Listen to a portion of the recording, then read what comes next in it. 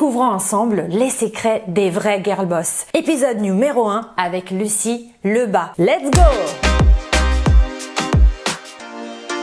Hello, moi c'est Aurora, je suis prof d'empowerment au féminin, je suis italienne et ma mission c'est d'aider les working girls à devenir des vrais girl boss, à s'épanouir dans leur vie de femme et aussi dans leur vie professionnelle. Si ces thématiques t'intéressent, abonne-toi tout de suite à ma chaîne et n'oublie pas d'appuyer sur la cloche pour activer les notifications et ne rater aucune de mes vidéos. Si tu es aussi d'accord avec le fait qu'on puisse être jolie et en même temps avoir une carrière professionnelle de puta madre ever, abonne-toi aussi à mon Instagram où je suis très présente tous les jours, notamment en stories.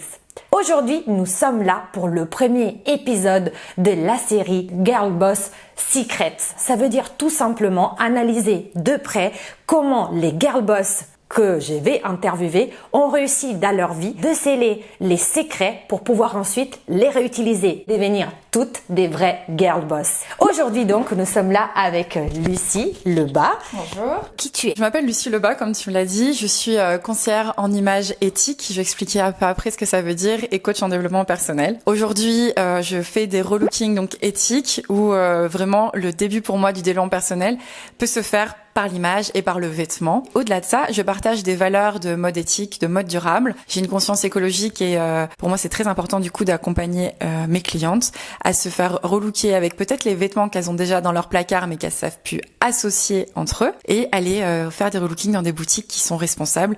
En tout cas, partage mes valeurs de conditions de travail, de matières naturelles, etc. Comment a eu cette idée justement de faire du relooking éthique? J'étais coach en séduction pendant 4 ans pour les hommes et une partie du coaching en séduction était de faire des relookings. J'ai remarqué rapidement qu'une fois que je mettais mes élèves en face du miroir après les avoir relookés, là il y avait un truc qui se passait. Et du coup je me suis dit, ça devrait être facile, aussi facile que ça, de pouvoir avancer sur le développement personnel, s'épanouir, être mieux dans sa peau. J'ai voulu aller vers le conseil en image et utiliser ça pas que pour son apparence extérieure, mais aussi pour l'apparence intérieure et enfin pour l'estime de soi-même et la confiance en soi. Après avoir travaillé en tant que coach en séduction que pour les hommes, naturellement, j'en suis venue à vouloir coacher des femmes. Forcément, c'était un travail personnel aussi et donc j'avais envie de faire plus de femmes et d'aider plus de femmes. C'est une mission justement pour aider en plus des vrais girl boss. Donc, je vais vous laisser ces coordonnées en barre d'infos si vous voulez checker, car on a besoin de se sentir bien dans notre peau aussi pour rayonner. On va rentrer dans le vif du sujet. Comment t'as fait pour développer ton business? Quelles ont été tes 3 clés, tes 3 secrets que tu veux partager avec les autres girl boss de cette communauté, justement pour qu'elles puissent suivre ton exemple? La première chose que j'ai fait, c'était de créer un blog avec beaucoup de contenu. Des articles qui dépassaient les 1000 mots. Vraiment devenir une référence sur certains sujets. Donc, par exemple, sur l'apparence, sur la mode éthique, etc. On sait très bien qu'aujourd'hui, les plateformes comme Facebook, les plateformes comme Instagram sont peut-être pas à terme viables. On sait pas si peut-être un jour, en tant que professionnel, ce sera payant de A à Z. On pourra peut-être plus communiquer gratuitement. Mais en tout cas, avoir sa propre plateforme avec du contenu de référence, c'était vraiment très important. Et c'est la première chose que j'ai mis en place. La deuxième chose qui était très important, c'est d'avoir un branding très léché. J'ai remarqué que les personnes en relooking et en coaching avaient des personal branding et des entités visuelles sur leur contenu qui étaient pas top. Ça faisait peut-être un peu vieillot, un peu cheap, des anciens thèmes WordPress, etc. Et moi, au contraire, qui suis très dans l'identité visuelle et dans la modernité, j'avais envie de quelque chose qui soit beau et sur lequel j'ai envie de travailler. Donc ça, c'est vraiment été la deuxième chose, c'est travailler mon identité visuelle et mon personal branding. Par exemple, beaucoup de personnes utilisent des banques d'images, mais qui sont vraiment très très années 2000 ou fin années 90. On le voit tous, ces images un peu corporate avec des personnes qui se tapent dans la main. Et donc ce genre de choses, j'ai voulu vraiment l'éviter. Et maintenant il y a plein de choses. Je vais te donner un truc très concret. Il y a une banque d'images qui s'appelle Unsplash, qui est celle utilisée par exemple pour Instagram.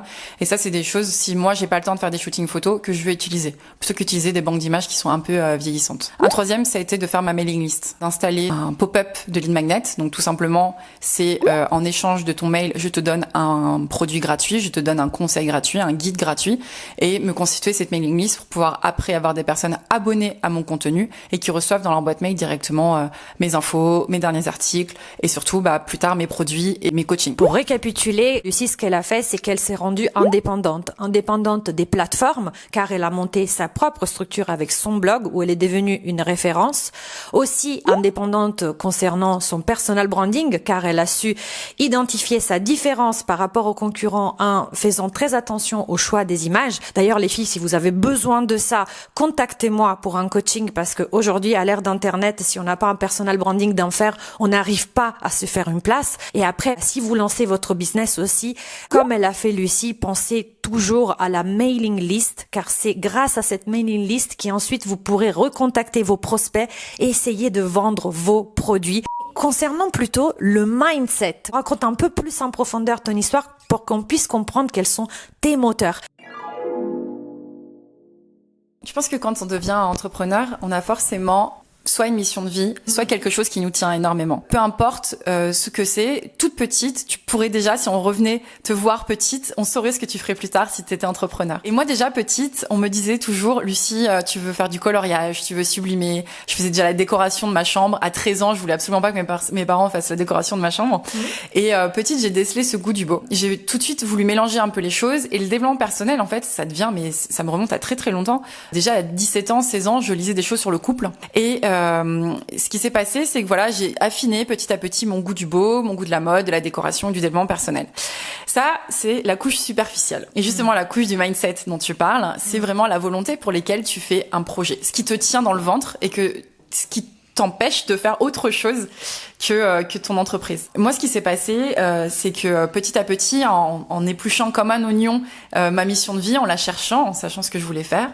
Donc, ça passe par faire sa vision à 25 ans, faire son vision board, vraiment apprendre à se connaître. Je me suis rendu compte que j'avais envie d'aider des femmes à devenir elles-mêmes, à se respecter, à gagner en dignité, à gagner en confiance en elles et surtout à se trouver belles. Quand je fais ces relooking, je redonne du sens à des femmes qui avaient oublié qu'elles étaient juste belles, qu'il y avait en elles des personnes qui étaient passionnées et juste elles s'étaient éteintes. Je veux aujourd'hui rallumer tout ça. La raison pour laquelle je suis devenue entrepreneur et aujourd'hui j'ai pas peur de le dire, je veux devenir riche, c'est pour créer une fondation et créer dans des châteaux des suites pour des femmes victimes de pervers narcissiques où elles ont accès à tout gratuitement, aux meilleurs coachs, aux meilleurs vêtements, aux meilleures conditions, aux meilleurs jacuzzi, au meilleur champagne, pour leur rendre confiance en elles, et puis surtout qu'elles se disent qu'elles le méritent, qu'elles méritent le meilleur, et tout ça dans l'abondance. C'est en acceptant ce rêve et cette mission de vie que moi-même, j'ai accepté de monter mon business, et moi-même j'ai accepté de faire des coachings à un certain prix, parce que je connais ma valeur.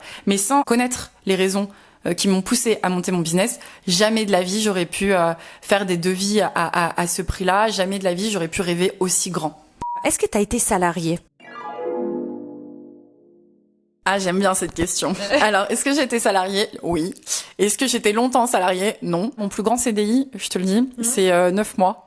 C'est 9 mois, j'ai été salariée pour un grand groupe de mode et ça s'est bien passé au début, mais ça se passe toujours bien au début. Et puis à un moment, je pète un plomb et ça m'ennuie vite et je supporte plus rendre des comptes, surtout les jobs, le travail qui n'ont pas de sens pour moi. Le salariat, non, ça me convient pas du tout. Et comment t'as fait financièrement ? Parce que je sais que c'est très difficile quand on est salarié, donc toi tu l'as été aussi, c'est très difficile de quitter la sécurité du job. On sait qu'à la fin du mois, bon ok, peut-être on s'ennuie, mais tous les mois, le salaire tombe. Il faut une certaine forme de courage pour réussir à larguer cette sécurité. Comment t'as fait ce pas ? C'est super intéressant parce que c'est un sujet qui est pour moi primordial dans l'entrepreneuriat. Pour moi, une girl boss, une entrepreneur, vraiment, c'est une femme qui est capable de trouver la sécurité dans l'insécurité. À partir du moment où tu es capable de traverser ces périodes-là, t'es capable de tout. C'est quoi la sécurité dans l'insécurité ?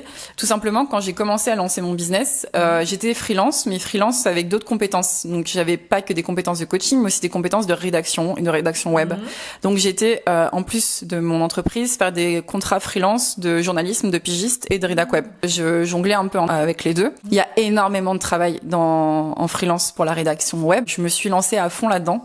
Et j'ai fait un article sur mon blog justement qui s'appelle Comment devenir freelance quand on n'a pas d'expérience, où j'ai tapé à la porte, j'ai expliqué ce que c'était mon job, j'ai expliqué que j'étais coach, que je faisais déjà du blogging et que j'avais donc déjà des preuves de rédaction. Je me suis formée au SEO toute seule, essayer d'aller plus loin que nos compétences qu'on a pu acquérir avec les études et pouvoir apporter des choses dans l'entreprise. Donc voilà comment j'ai fait. J'ai réussi en fait à avoir quelque part une sécurité, un job freelance à côté de mon entreprise où finalement j'avais des contrats comme si j'étais salarié. Quel est ton échec le plus retentissant et qu'est-ce que t'en as appris? Quand j'ai fait mes études, je me suis arrêtée au bachelor. Je suis pas allée jusqu'au master. Je le vis un peu comme un échec parce que tous mes potes de promo sont allés jusqu'au master, mais moi à l'époque je payais mes études. Et du coup je suis pas allée jusqu'au master, donc sur mon CV j'ai juste bachelor. Pour moi c'est un échec parce que je suis quelqu'un qui est studieux, qui est très scolaire. Et à l'époque je le vivais très très mal parce que forcément je me disais mais je fais pas partie de mes pairs, de mes potes du coup, qui avaient leur master. Et en fait, ce que j'en ai retenu, et la leçon que j'ai apprise, c'est que ces 2 ans que je n'ai pas fait comme eux, et ben, j'étais sur le terrain, j'ai bossé, et aujourd'hui, je sais que mon CV, il a une valeur inestimable. J'ai fait des expériences professionnelles à la place. Je me suis formée toute seule, donc au ICO, comme j'en ai parlé tout à l'heure.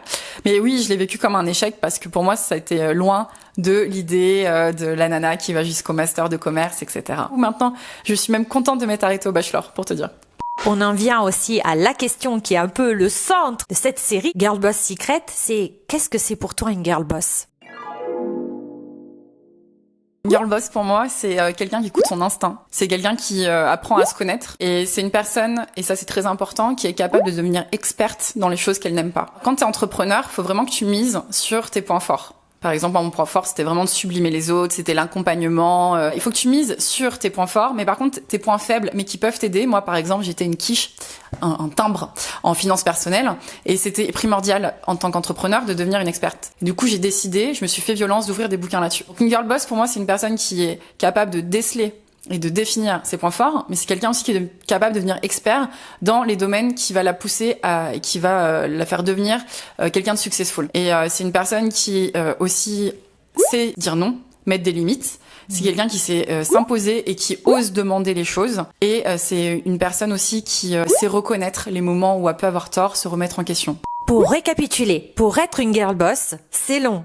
Lucie, il faut 1. Se connaître soi-même. 2. Devenir experte dans les domaines où on ne se sent pas du tout à l'aise. Et 3. C'est de toujours délivrer de la valeur ajoutée pour justement faire la différence. Merci beaucoup Lucie. Où est-ce qu'on peut te retrouver? Vous pouvez me retrouver sur Instagram. Lucie Lebas, c'est mon compte Instagram. Mon site, c'est lucielebas.com. Et vous pouvez aussi me retrouver sur ma chaîne YouTube, Lucie Lebas. J'espère que cette vidéo vous aura plu. Si c'est le cas, n'hésitez pas à me mettre un pouce bleu pour m'encourager à produire d'autres contenus et notamment cette série Girl Boss Secret. Abonnez-vous à ma chaîne, partagez un maximum, appuyez sur la cloche pour ne rater aucune de mes vidéos et suivez-moi aussi sur LinkedIn où je vais relayer cette vidéo par un article. Je vous dis ciao et à la prossima!